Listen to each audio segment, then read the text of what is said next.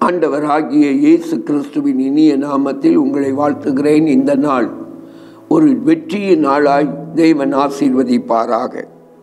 மத்தேயு 6ஆம் அதிகாரம் 34வது வசனம் சொல்லுகிறது, ஆகையால் நாளைக்காக கவலைப்படாதிருங்கள், நாளைய தினம் தன்னுடையவைகளுக்காக கவலைப்படும், அந்தந்த நாளுக்கு அதனதின் பாடு போதும் என்று இயேசு சொல்லுகிறார்.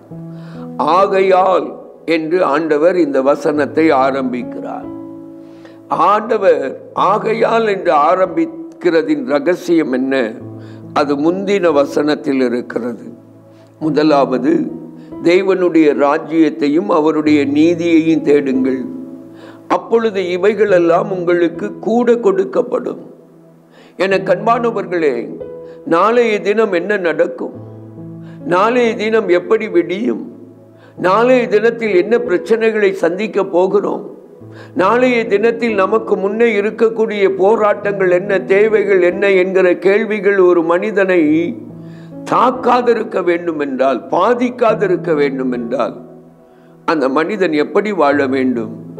தேவனுடைய ராஜ்யத்தையும் அவருடைய நீதியையும் தேடுகிற மனுஷனாய் வாழ வேண்டும். நாளைய தினத்தின் கவலையை ஜெயிப்பதற்கு, நாளைய தினத்தை குறித்த சிந்தைகளில் மூழ்கி கவலையினால் ஆட்கொள்ளப்படாதபடி ஜெயம் எடுத்து வாழ்வதற்கு ஆண்டவர் சொல்லுகிற வழி என்ன தெரியுமா? தேவனுடைய ராஜ்யத்தை நீ தேடு, அவருடைய நீதியை தேடு.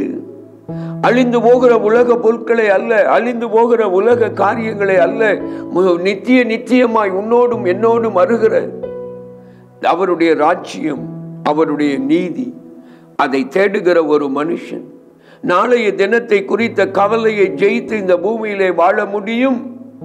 ஆண்டவர் அந்த கிருபையை நமக்கு தருவாராக. ஜெபிப்போமா? அன்பின் பரம தகப்பனே, உம்மை நன்றியோடு நோக்கி பார்க்கிறோம். நாளைய தினத்தை குறித்த கவலையை நாங்கள் ஜெயிக்க எங்களுக்கு கிருபை தாரும் என்று சொல்லி ஜெபிக்கிறோம். உம்முடைய வலதுகரம், உம்முடைய வல்லமையின் கரம் எங்களோடு தங்கட்டும். நீர் அப்படி செய்கிறதற்காய் நன்றி. இயேசுவின் மூலம் வேண்டிக் கொள்கிறோம் பிதாவே, ஆமென், ஆமென். அன்பானவர்களே, உங்கள் ஜெப தேவைகளுக்கும் மேலதிக விவரங்களுக்கும் தொடர்பு கொள்ள வேண்டிய எங்கள் முகவரி: சகோதரர் பி. பொற்செல்வன் ஆசீர், கிருபையின் ஊழியங்கள், ஆபிரகாம் நகர், பெரிய நாயகபுரம், தூத்துக்குடி 628101.